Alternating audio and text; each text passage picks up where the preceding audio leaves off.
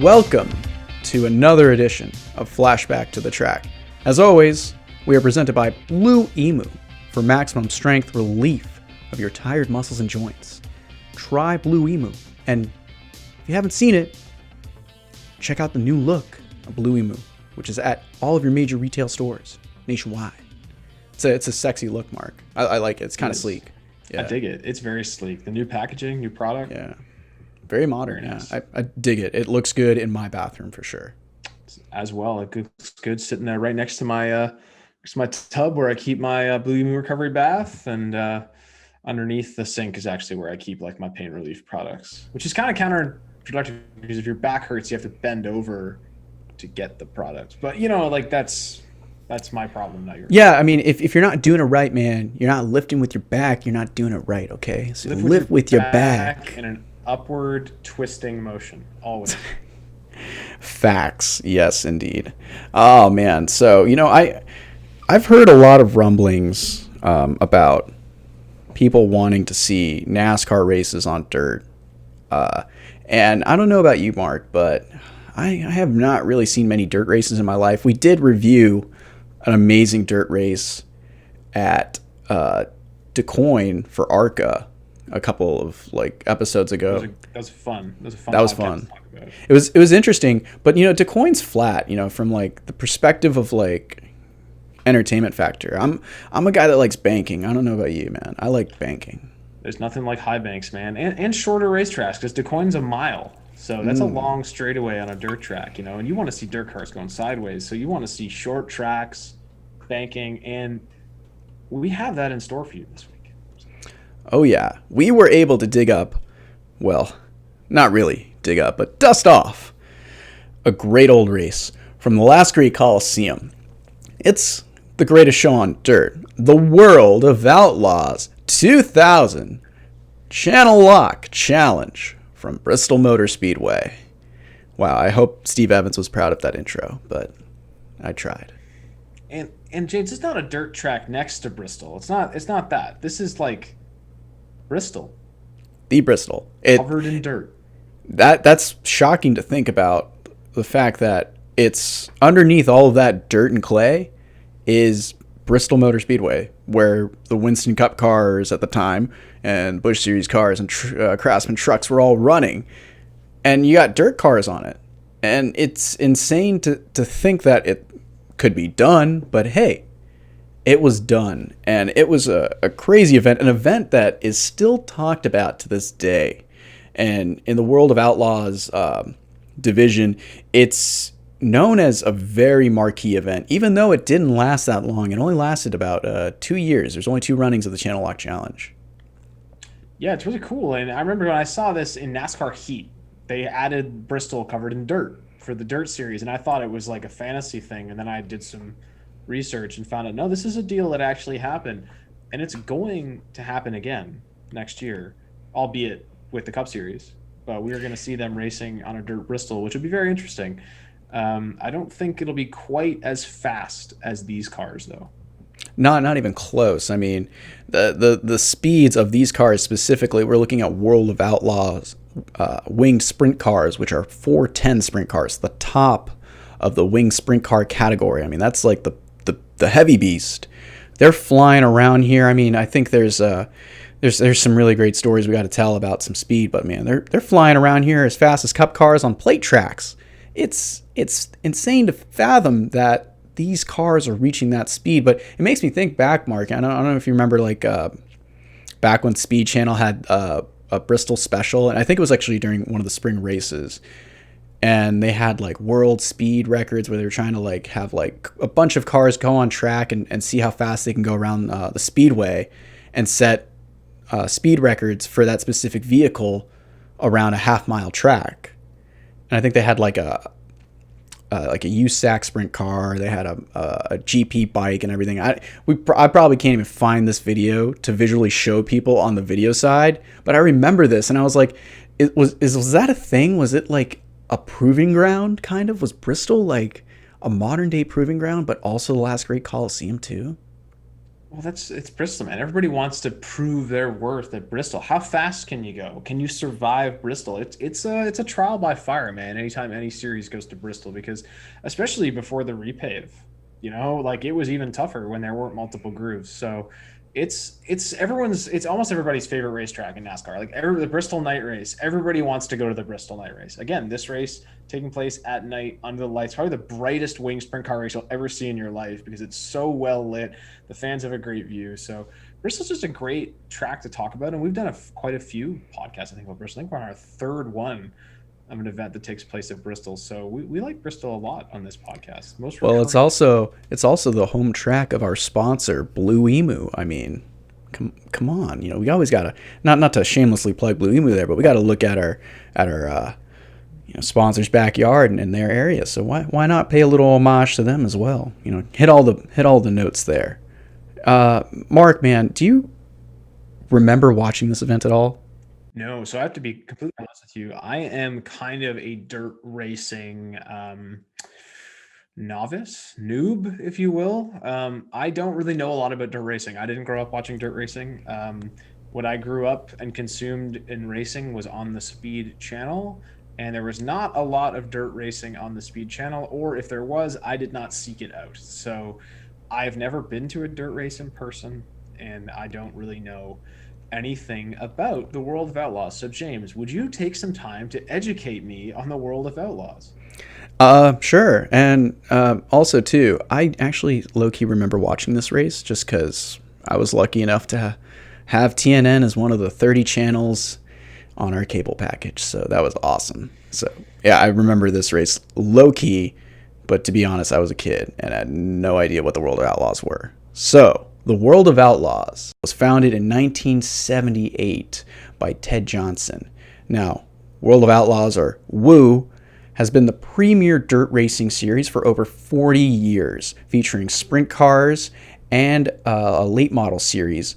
And these are like the most powerful cars on dirt. This is the top of dirt racing. It's much like NASCAR is the top of stock car racing. If you want to be at the top level of late model dirt racing and sprint car racing, you're in the World of Outlaws. You're competing at their events, or you're competing full time on the Outlaw circuit. They tour across the United States, and they even go up to Canada, Mark. They visit 23 states and race on a combined 140 tracks. All right, that's a lot of racing. And it can happen at any time of the week. I mean, there are outlaw races that are midweek, weekend outlaw shows, multiple races in one event. I mean, this is such a cool series. There's so much, to look at when you're physically going to the track. If you're going to a World of Outlaws race, there's a lot of action on the track. There's always something going on, and it's pretty cool to see. So the World of Outlaws division we're going to look at the 410 sprint cars, which are the top of the line, or the top spectrum of sprint cars, or specifically winged sprint cars. Now, full-time drivers travel the country and they compete on local and regional tracks, and they race against even local regional track heroes. So when the World of Outlaws comes to town, you got like guys like Donnie Schatz and Steve Kinser, who are going to run up against the local track champions, who are there to prove themselves, to say, hey, I can run with the Outlaws. We're that good, but we can't be able to run the full tour, but we're still able to get them when they come to our track. That's something that's so cool. You don't see that anymore in NASCAR. It used to be around kind of way back in the day. But you could still see that in sprint car racing and dirt racing specifically, because both the late model division and the wing sprint cars, they'll have the local regional guys at these events that are competing with them.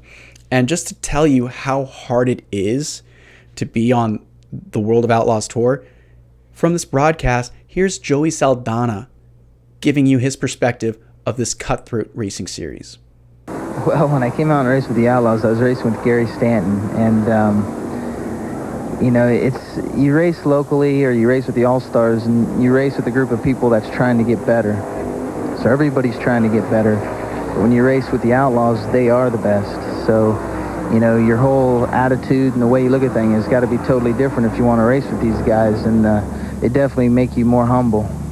So, Mark, what do you think of the World Outlaws, buddy? It's way more, to use a bad word, badass than I thought it would be. You know, definitely. So not something that was on my radar, you know, as a kid growing up watching racing. So especially just on where I live. But hey, we were supposed to get a Pinty Series race on dirt this year, but it didn't happen. So that would have been cool. I would have gone to my first ever dirt race. But I will go to a dirt race hopefully sometime soon. You know, I definitely want to check out maybe next year during Speed Weeks. And they have all the dirt racing going on near the track in Daytona. I would love to check that out. So, you know, got to see these guys in person at some point.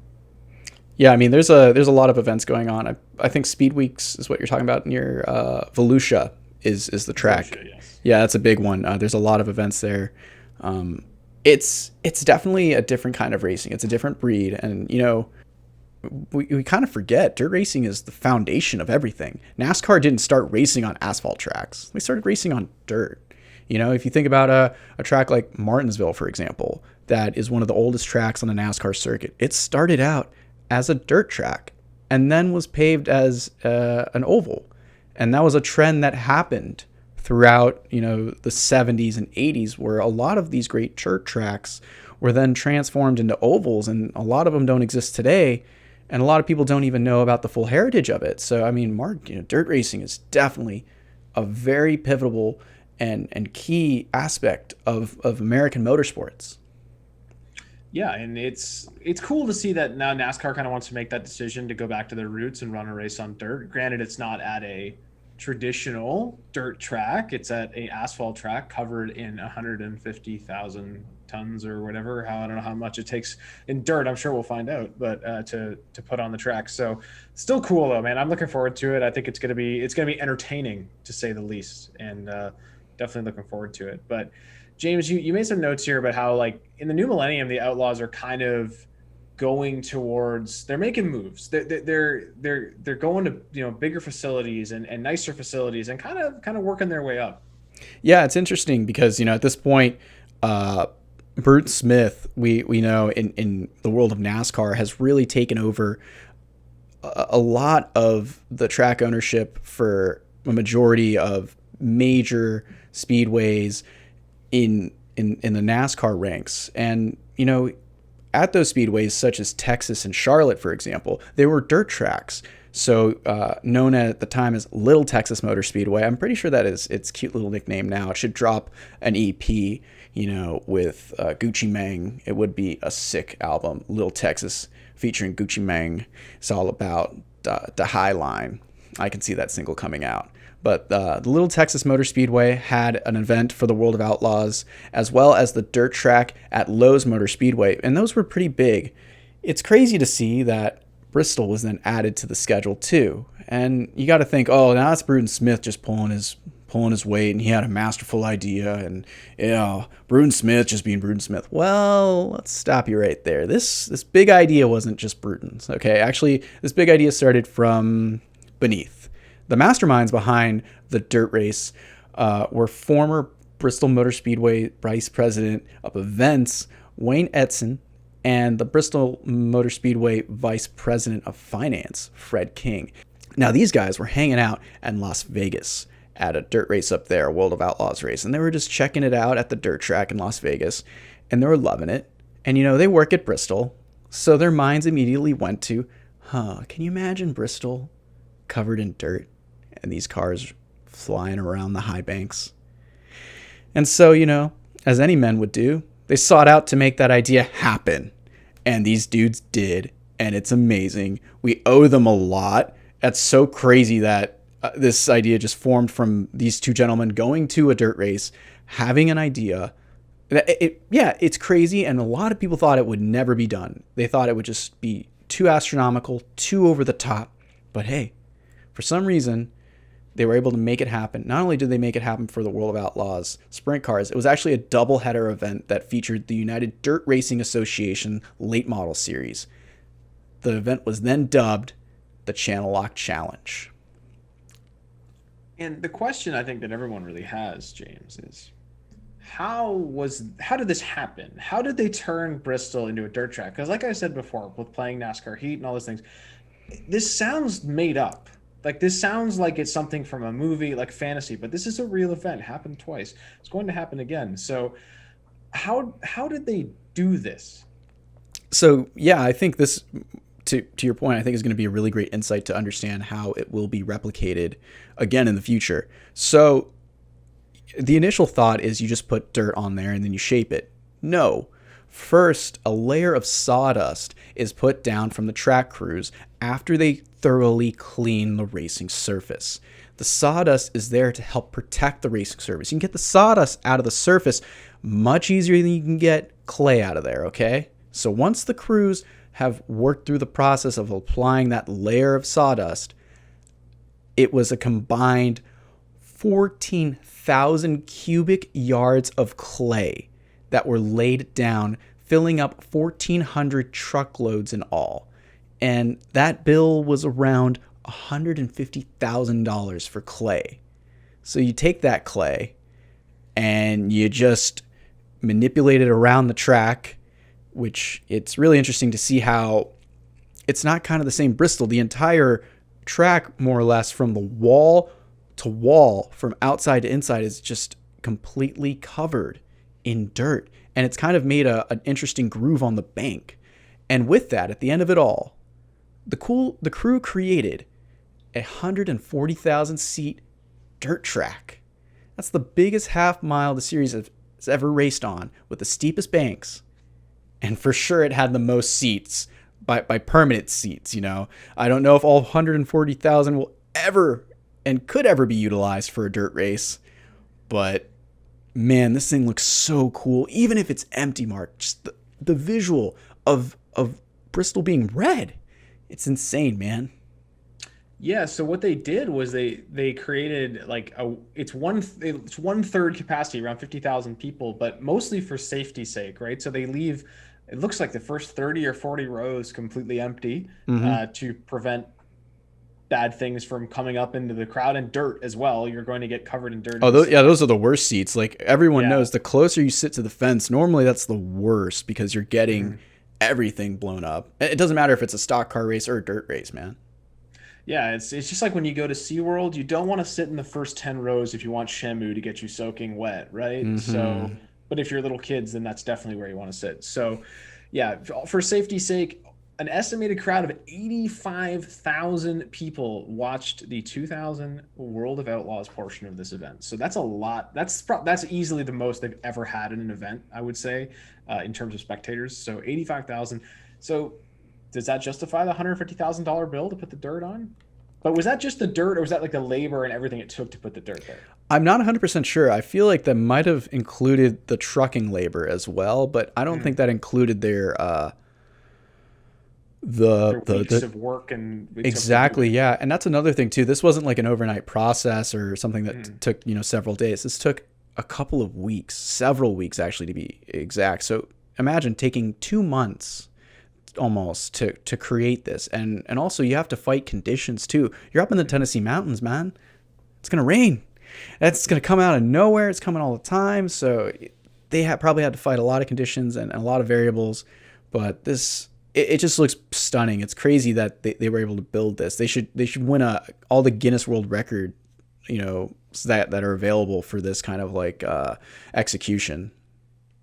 We better get a time lapse of it when they do it for NASCAR next year, because I want to see it. I love watching that stuff. Like when they turn Oakland from baseball into football. Like I love watching that. It's just really cool. So I hope they do some sort of content around that. And the big thing is the speed comparison, James. I kind of alluded to it before, that these cars are going faster than Cup cars. So if we look at the comparison of speed, Steve Park in a NASCAR Cup Series stock car, he had a pole time of 15.184 seconds, or average speed of 126 miles an hour. Sammy Swindell in a World of Outlaws 410 wing sprint car went 13.6 seconds a lap for an average speed of 141 miles per hour. So these cars are going faster than Cup cars. Oh, 100%. And actually what's scary about Steve's lap is at the time that was a track record at Bristol. He just set the track record, and here you have Sammy Swindell coming in and just eclipsing that. Just And he's just driving a sprint car. And it's crazy to think about how fast Sammy was going, because there's a wonderful Speed Sport article about this event that I highly recommend everybody go check it out. It was written by Nick Garzon, and he did an amazing interview with Sammy talking about this event. And one of the things Sammy Swindell recalls was a conversation that he had with a police officer, a state trooper that was actually stationed over by the Turn 3 crossover gate, right on the entrance of Turn 3. And he was there. Of course, he had his little speed gun out. And right when the practice session that was going on that night happened, Swindell was flying around, and this guy was clocking everybody. And he could actually see which ones were, going by, and he was clocking them, registering them. And at the end of the night, when all the drivers were leaving Bristol through that crossover gate, the cop stopped Sammy specifically, and he was like, "You're the fastest. You know how fast I caught you at?" He was like, "I don't know, tell me." He hit him at a speed of 185 miles an hour going down the back straightaway at Bristol Motor Speedway. That's unheard of. That's ridiculous. That's Jeez. Amazing. That's dope. I'm excited. That is going to make for an incredible event. That's just power, man. And that's the thing. These cars, for another perspective, these cars are at their limits at this track, much like the Cup cars. We always hear, especially back at this period, how demanding this track is. And even today, it is still a very physically demanding track. And it's physically demanding on these cars. Not just Cup cars, but in this race, these cars are at their peak. Their engines are at a speed that they've really never been at before. Suspension is being compressed at another rate. It's a whole different animal for these cars. So it's going to be interesting to see how they'll handle the world's fastest half mile. Well, James, let's jump right into our ones to watch in this event. So first off, we have Sammy Swindell in the number 1 Channellock Tools car, carrying the sponsor of the race. And it's a 3-time champion at this point. Definitely going to be right up there, battling in the thick of it in this race. Next up, Darren Pittman. He's driving the Chili Bowl sponsored number 3. That's right, number 3. And up next, we have Tyler Walker in the number 10 Ratbag Games car. And Tyler Walker's a guy that I'm sure a lot of you have heard of for one reason or another. He did go on to do some NASCAR racing as kind of Casey Kane's protege. Casey was a big driver coach for him. So we talk about him in our episode about NASCAR Drivers 360. If you want to go back and listen to that one, there's some bits in there about Tyler Walker. Next up, we have Danny Lasowski, otherwise known as The Dude. The Dude is calm, cool, and collected, and he is definitely a threat anytime he's behind the wheel of his winged 410 sprint car.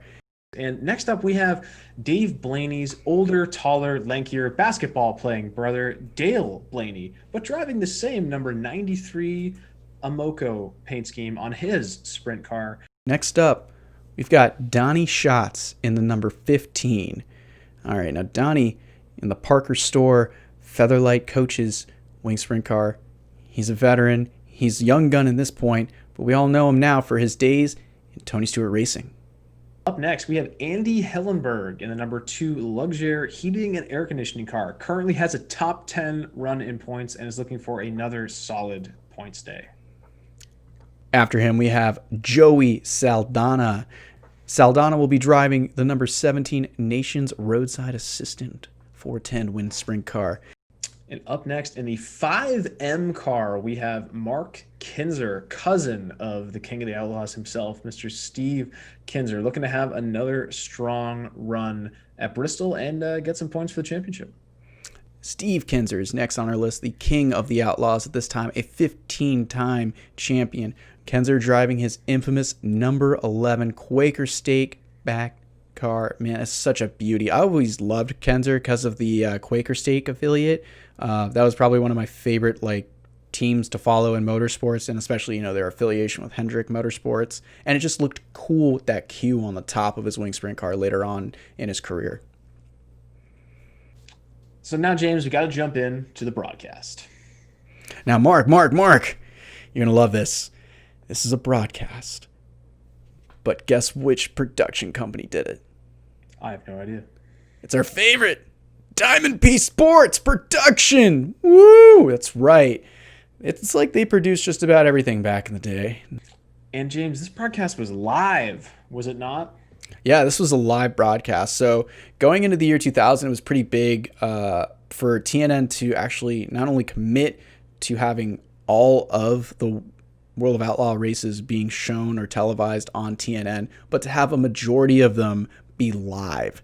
And the three, Speedway Motorsports Incorporated tracks that we listed, of course, Little Texas, Dirt Track at Charlotte Motor Speedway, and Bristol Motor Speedway, all had live coverage of their World of Outlaws series events. So specifically just the World of Outlaws portion of this event of the Channellock Challenge was televised live in prime time on TNN. James, for this historic TNN broadcast, who do we have in the booth? Oh, we got the man, the myth, the legend of any Diamond P Sports broadcast or TNN broadcast, Steve Evans. And here's a big introduction into the booth. An actual driver who is an analyst to call the race and get perspectives. Brad Doty. Great to see that TNN and Diamond P were able to get him and get that insight and knowledge in the booth, much like NASCAR, IndyCar, kart, all these other, sports series or motorsport series had in the broadcast. But of course, Mark, you can't just have people in the booth. You gotta have people working in the pits. So who's in the pits? Well, we have Bob Gerald and Dave Argabright. Just man in the pits down there, getting all those interviews for us. And, honestly, great broadcast and Diamond P Sports, some great special interest stories. And that's what we need in an evening filled with breaks between our races. We need things to fill them, and we're going to see some of those coming up. Yeah. You can mention that because, for the fan, if you're at the track, it's a live event. You go with it. But when you're watching at home, when there's nothing going on, it could be dangerous because you could flip that channel. So they had some pretty nice content in between we'll talk about. Now, before the Channellock Challenge, a night before, there was a preliminary race. Now, that race was dominated by Sammy Swindell until he made contact with a lapped car and it punctured his tire. Now, he's still going to stay on track and try to, limp home. But unfortunately, he's out of the hunt when the restart comes on lap 4 and his tire is completely flat. And it just handed the victory to Mark Kinser in the Mopar number 5. But, Mark, you see Sammy in these shots, he's not happy. It seems like he's just got a little bit of bad luck. It seems like can he turn it around going in to the main event of the Channellock Challenge? I have a crazy feeling that he's going to turn it around. But, no spoilers. So no spoilers. James, now I'm not, like I said, I'm very new to these World of Outlaws events. This is one of the first ones that I've ever watched. So how does a race evening break down into all these, because you hear all these dashes and A main and B main and all these different things. So just how does this work? Well, I'm no expert, so I'll just tell you how this one works. Specifically, this Channellock Challenge broke down to 2 8-lap dashes that were set from the top 16 qualifiers. Now, those dashes had qualifying starters 9 through 16 and 8 through 1 in an A dash and a B dash. Now, these 2 dash races would set the A main starters from positions 1st through 16. Now, these drivers are locked into the main event race. They're just racing for a starting position. And for some of them, that's crucial because where you start could dictate where you finish because track position is key in such short feature races. Now, there was also a B main race. Now, this race was for the best of the rest, more or less. It was a last chance race for a lot of other drivers to get into the A main, and the top 4 specifically from this category would transfer into the A main. And of course, finally, the main event, the A main. This is the feature race, and it's supposed to feature 24 cars, but when I did my math from earlier, I only count 20, so I don't know where the extra 4 come from. So, yeah, let's get going. I think it's going to be a good one. You have a lot of different racing, short racing, but, you get to see who's got a quick car, who's got a long run car maybe, and who could be an underdog that come from the back, especially in the B main. All right, we'll get back to the podcast in just a moment, but first, have you heard the word bird? The word is that Blue Emu's got a new look. That's right. It's sleek, hip, modern, and it screams maximum strength. And that's what you'll get when you use Blue Emu for relief on your tired muscles and joints. So, for maximum strength, look for the new look of Blue Emu at major retailers nationwide. Now let's get back to the podcast. So we're going to have to, there's a lot of action to cover. So we're basically just going to give you a Cliff Notes version of everything until we get up to A-Main. Love Cliff Notes. It's how I got through college. But first, James, the camera car they used to set the grid for this race is just TV magic. I love it so much. How it slows down and the cars drive up to it and it shoots both of them and we get the grid. God, it's amazing. Yeah, it's just really great use of like the time, the space, and to say, hey, we're going to execute this by getting some guy in the back of a pickup truck to hold this camera, and we'll wave the cars by individually. It's a good spotlight for each driver. I really appreciate it. And it allows the fans to really see what the car looks like because, you know, I'll be honest, when they're at pace, they're really unrecognizable at times. They're just a blur. So really good attention to detail there. So we go into Dash Race 1. We're not going to give you the play-by-play, but Darren Pittman comes out on top in the number 3, the Chili Bowl car, wins the Dash Race, and Mark Kinser takes the second Dash Race in the 5M car.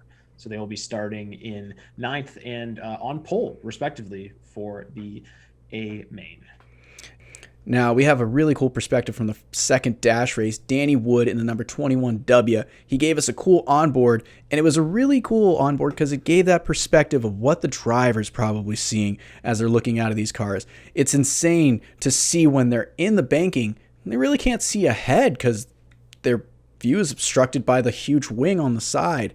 And over top of them. Apparently they had to cut just a smidge off the corner of the left side of each wing for everybody to see, and the right side, excuse me, because you're looking out of that right side more so when you're steering that car through the corner.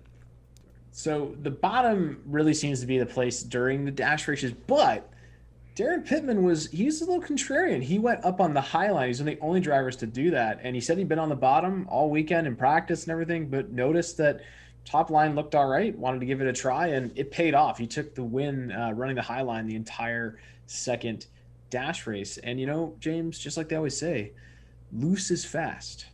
But, you know, might need to add a little more water on the track. It's drying out a little bit. Yeah, that's the problem with this style of track is like you want to go fast and you want to be loose, but you don't want to be too loose, and it's pretty dry out there. There's a lot of dust flying up, so the more water that's put down, the more tack you can get, and actually the better the top side could be later on in the evening. But, you know, a brown track is a good track. And then there's also another B that we want to talk about. B-Main. The B-Main race. The big surprise of the B-Main race is Dale Blaney in the number 93. He didn't finish in transfer position during his heat race, which forces him to go to the B-Main and work his way into the feature. But don't worry, leads from flag to flag, and he wins the B-Main and transfers to the A-Main along with Butch Schrader in the number 7S, Brian Paulus in the number 28, and Dave Ely in the number 77E. And during the B-Main, we hear from Dale Blaney as he talks about racing around other people and what it's like to race with the Outlaws. It's just like a scouting report in basketball. You know certain guys like the cushion, you know certain guys like the bottom. You know how guys are going to react when you put a wheel up next to them, whether they're going to just drive you down the infield, drive you in the wall, or you can race with them down the straightaway. You know who you can and who you can't do that with. It's very interesting. It seems like a lot of trust factor must go into running with these same competitors week in and week out. James, we talked earlier, I mentioned like, you know, the content that we get in between races and to break up breaks at home. Like you said, when you're there in person, you can just go get another beer, talk to your buddies. But when you're at home, you got to fill the time. And we got to see a really cool segment about a video game convention in Los Angeles, California. That's right. This convention was pretty cool, had some awesome race cars, but apparently no one had ever seen a wing sprint car. And this event was specifically for the video game series Dirt Track Racing, and its newest title, Dirt Track Racing Sprint Cars. Now, Mark, I don't know if you've ever heard of the title Dirt Track Racing Late Models, but I actually had that game. I remember as a kid owning that game. It was probably in the 2000s, well after it was released, so it was like a bargain price. But at the time of its release, that game was actually Game of the Year. And it was probably the coolest game I ever remember playing, because you could do like late model, stock, junker late model. You could do the big tracks like the coin and like all these cool smaller tracks. And then you could do figure 8 races and just destroy other late models. It was thebomb.com. And it's really cool to see at this time period when computer games are getting to the point where they are and the capabilities are there for the consumer to now obtain this at home, that they're connecting with the dirt car racing community, and they have this cool connection with Tyler Walker, and it's super cutting edge. You wouldn't expect this to happen out of dirt car racing, man. James, you know what? We keep getting promos, and if you weren't watching TNN Action Wednesday, then you missed the best, worst TV show of all time, 18 Wheels of Justice. Did you ever watch that show, James? I actually remember watching it. I remember watching it too, because I love TNN. It was so bad. It was, oh man, I just don't know. TNN had interesting content. I mean, they even had ECW, I believe, at this year for a couple of weeks. I remember that. That was awesome. I remember that. And I believe there's also a promo for an Arena Football League game during this broadcast. New Jersey versus Albany. This was a really interesting time because I believe Viacom still owned TNN, or might have just taken ownership of TNN at this time before they rebranded it to what it would be later on at Spike TV, this dude channel. But, they had really cool content, and they were trying to really stretch out from just being the Nashville network. But, ultimately, I don't know. Action Wednesdays, though, come on. It's a feature time. So, James, this A feature will feature 27 cars, which is like, how we couldn't do the math before? Well, now there's 27. I don't know how we got to 27, but we have 27. Either. Yeah. It's the most we've seen on the Bristol High Banks, and is also going to be the longest race we've seen so far, 30 laps. Mark Kinser and Donnie Schatz will lead them to the green, with the King of the Outlaws, Steve Kinser, and Sammy Swindell on row 2. 18 World of Outlaws championships on row 2. But before we get to running these cars, while we pace around, we got to do the 4-wide salute. And now we see why there's no fans on the back straightaway. Geez, those pyrotechnics were a little insane. If anybody was sitting back there, they would be cooked to a crisp. Who doesn't love fireworks, man? Fireworks, just like fireworks you didn't know about. Surprise fireworks. Scare the crap out of you. Get you excited. Let's go racing. Green flag is out. Donnie Schatz gets a great start and jumps right out to a 5-car length lead. He could be the one who wants to get away from the field. He knows 30 laps is going to come and go really quick. And just as come and go comes the caution. Man, that was quick, Mark. Tyler Walker loops it in his rat bag car, spinning on the back straightaway. He said he wanted to get up to the outside. I think he found the outside was just a little too loose for him. And he actually retired from the race. We would not see him again after that, so had some issues. But we go back to green, and we get an awesome battle between Mark Kinser and Stevie Smith for 4th. Get an awesome onboard angle out of the back of Smith's Ingersoll Rand car. But meanwhile, up front, Donnie Schatz's lead has evaporated. He has an overheating problem in that number 15 car. Steve Kinser gets by him, working the bottom, brings Sammy Swindell with him into second. James, there's just so much action to take in here, man. So it's a good thing that we get a little caution to bring our heart rate down. Darren Pittman cuts a tire, stops on track. So we have a caution to just take a deep breath, man. Take a drink and just relax, because I'm getting all actioned out here. Well, while Mark relaxes, let me remind you, behind every great man is an even greater woman. Now, we all know of the King of the Outlaws, but do you know about his queen? Let's take a quick break from the racing action to learn more. Dana's, my wife's been a tremendous part of my racing career. She grew up around a background of racing also, and I think she probably loves the sport more than I do maybe at times, and I've got a great love for it, but she works hard at the business, with the race team, apparel, whatever it may be. She's a good supporter of mine, and I enjoy having her around a lot. All right, let's get back to it. 17 laps to go. Sammy Swindell is going to get an amazing run off the outside of turn 2, and he's going to cross over on Kinser and take the lead. Aggressive move, but you got to get it done early. But another caution comes out shortly for Brian Paulus, and he is the number 28, stopped on track. So another caution. Unfortunate.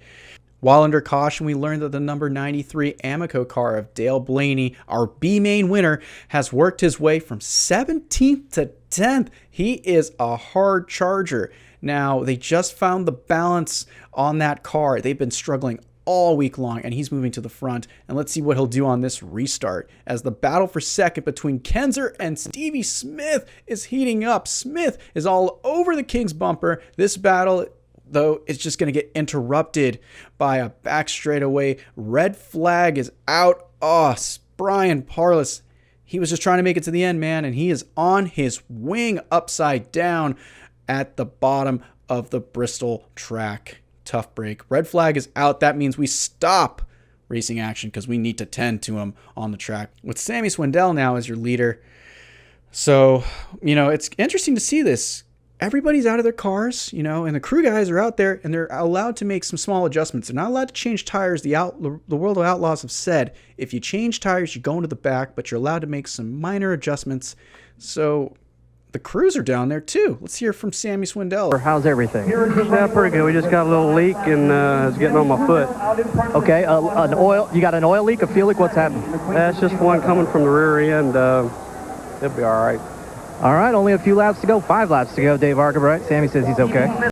He says it'll be fine. There's 5 laps left, right? He only needs to hold on for 5 more laps. So we get the restart, and Stevie Smith finally makes his move past Steve Kinser to take the second position. And how about Dale Blaney, James? He's up to 5th.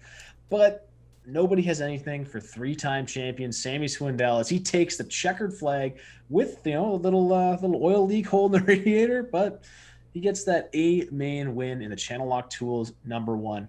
They say Channellock Tools are for those that want to go fast, James. Well, you know what? Today, if you're Sammy Swindell, you're using Channellock Tools because he was fast. I always liked Channellock because they got the teal blue. It's so cute. I love that. All the Channellock Bush cars looked awesome. Oh, any Channellock car. Like, it didn't matter if it was like any division of racing, just the cohesiveness of that blue with the red logo, just because of their branding. On point.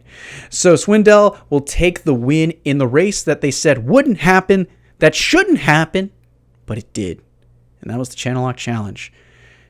Mark, man, this is probably one of the craziest races ever. I know from that Speed Sport article, Swindell said that he ranks his victory in the top 5 victories for him in his career. And that's saying a lot from a guy who's had such an illustrious dirt career. But I feel like him ranking it so high comes from how foreign this race was, because like I said, it shouldn't happen. It's just physically impossible. While they're running during that A main, I was like, how can you see anybody? There's so much dust in the air. How do the fans even know who won? I think the fans had a blast. I think overall the experience of a dirt Bristol is really cool, and there's going to be a lot of arguments there. So should this have happened, right? The amount of money and time it takes to do this. What is the return on investment, the ROI of this event? Is it worth spending all of that time? And you know what? Yes, because this event was awesome. And that's all that matters. They had 85,000 people at this event. Fans clearly had a great time. I don't think anyone there would say that, I couldn't see very well, it wasn't very good. No, they had a blast. They got to watch a whole evening of racing. Very quick event, though. That was something new for me, watching one of my first ever dirt races. Is only 30 laps. So it was a very quick race, but you get multiple races. So it's fine. You get all kinds of cool sprint races. And I enjoyed the hell out of that, James. And the big question, though, is what did we learn from this event? Well, if you didn't know before, you better have learned how this event came about. It's crazy to think that two principal people that worked at Bristol Motor Speedway just had an idea, and they were able to execute it.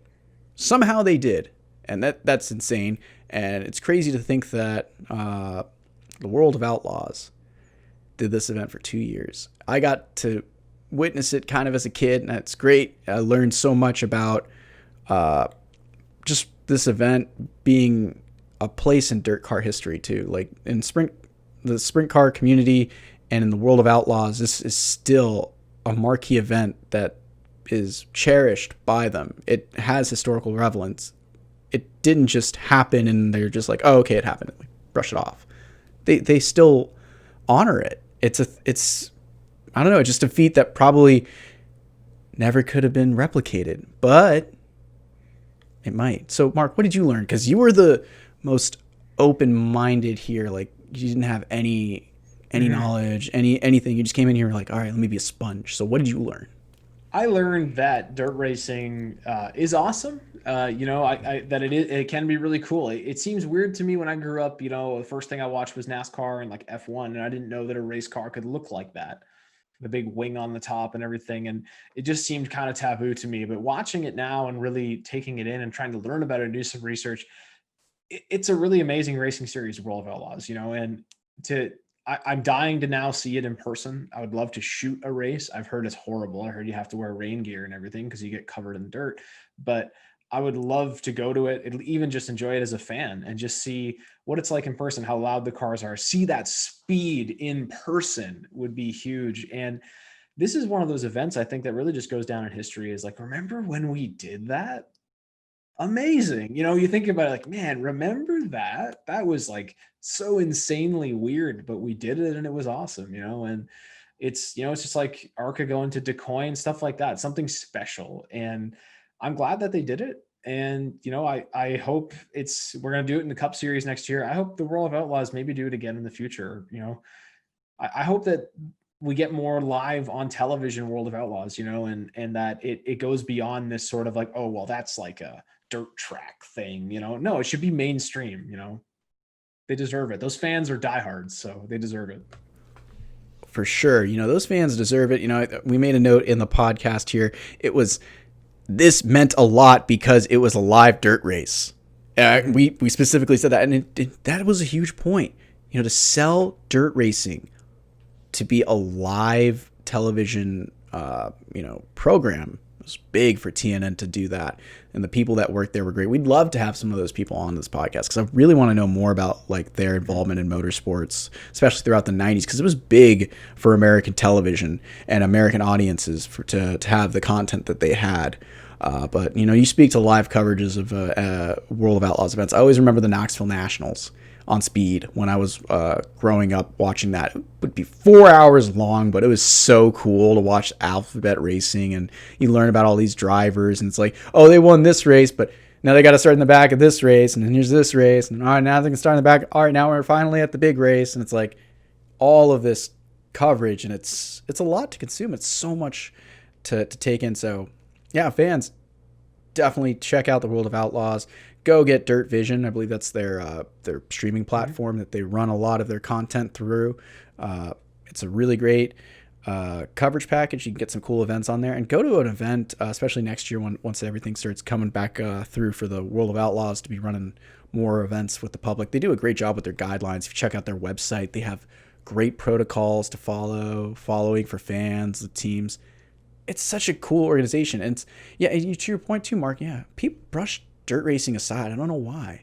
It's like, oh, you're racing on dirt? It's just like it's this bougie thing in the, like in the motorsports community, like, oh, well, that's dirt racing. It's like, it's not the top. It's like, whatever. It's racing. It's fun. That's what I learned from watching this, is that this is just as legitimate as any other form of motorsport, So.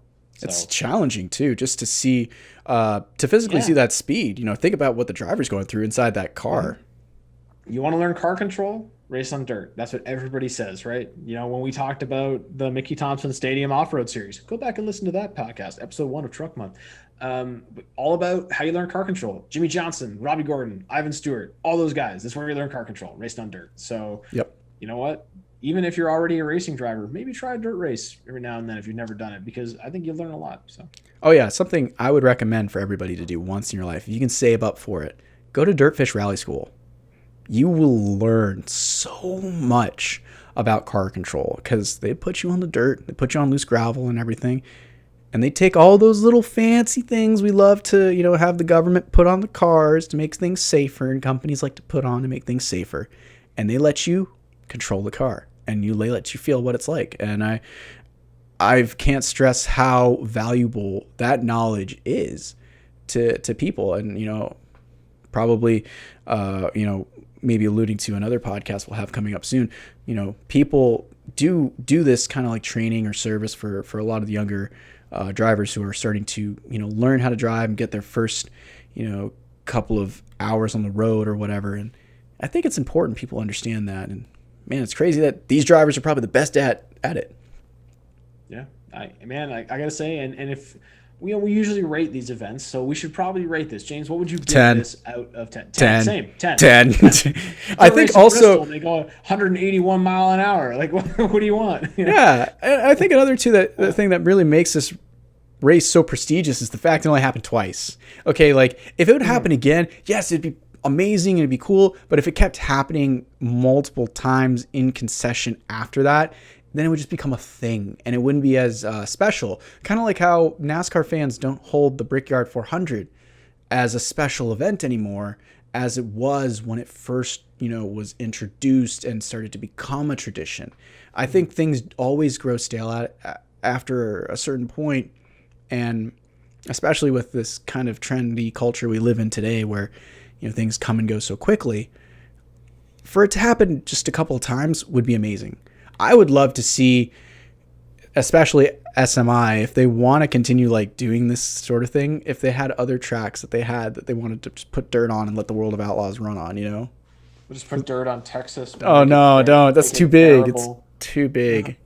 It's I don't know, like silly idea, but it would be cool to see that, adopted by other tracks. It doesn't have to be an SMI track, it'd be cool to see Richmond on dirt or see Martinsville back on dirt. That would be really cool. Yeah, it'd be interesting. I've always wanted to see a road course. It's dirt. So rally, basically. Kind of like in NASCAR Heat. In NASCAR Heat, yes. Yeah. I remember thinking when I'm like, wait, that's not real. That's not. Yeah. Okay, we're two guys that are in our older 20s. Like we still know what's going on with NASCAR Heat, and it's like that is inconceivable. How could they race a road course on dirt? Game. But then I think gotta go back to, right? Well, you think about it too. Rally courses are like road courses on dirt. They are, but they're not. They just don't loop. You don't make a circle with ridiculous suspension, and so not a dirt late model going around banked corners on a road course, which would never happen in real life. But you know what? I would love to see them make it happen. So I mean, it would be cool though. Those suspension on those cars is insane. How much they compress it. It's interesting too within this race at Bristol. We see that, and you see how much we talked about initially in the podcast, how the durability of these cars would be tested. It's crazy that they all lasted. All of the cars in Amy, I think only 2 really had a failure, and that was like suspension or from the track. Schatz had his radiator issue, and that was a radiator issue. But I mean, if you look at it, like, these cars were strong and handled the durability and the roughness of this track. This track was insanely rough. I feel like we would need Travis Pastrana's insight of his rally experience to handle how to go through some of these corners. They seem like as aggressive as the bumps at Auto Club, but just imagine that on dirt. Yeah, man, this would be pretty. This would be pretty crazy. But I think if like you said, if you did it now, you'd have some crazy people wanting to give it a try. So I would look forward to it being done again. So. Hey, it takes forever to put the dirt down at Bristol. Why take it away after 1 week next year? Maybe run the Outlaws the week after.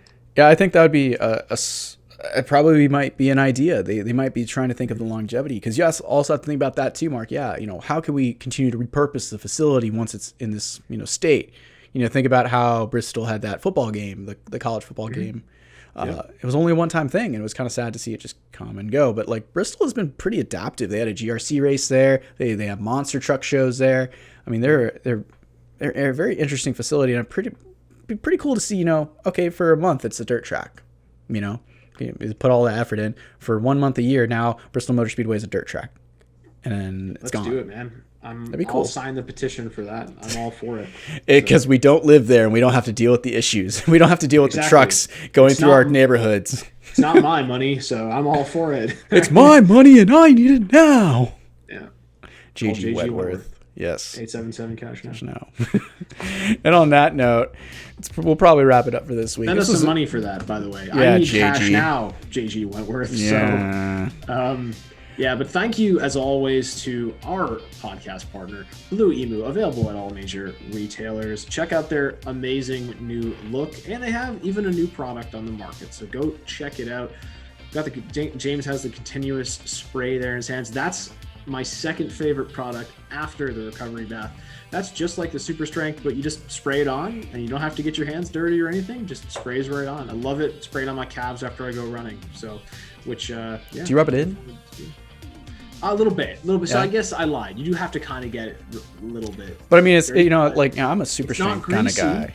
Well, yeah, none of them are greasy. Yeah, that's the best part. It's like, anytime you use these products, it's like I don't smell like anything, which is awesome. Like some of the other products on the market where you smell like, oh God, you get in bed and your wife's like, what is that? Did you just brush your body instead of your teeth with toothpaste? Yeah, it's awful. Oh, no, I didn't. I'm sorry. No odor at all. You won't stink. So we love our friends at Blue Emu. Thanks again to them. James, it's been a wonderful time. It's great talking to you as always, and I'll see you next week. Yeah, have a great one, everyone.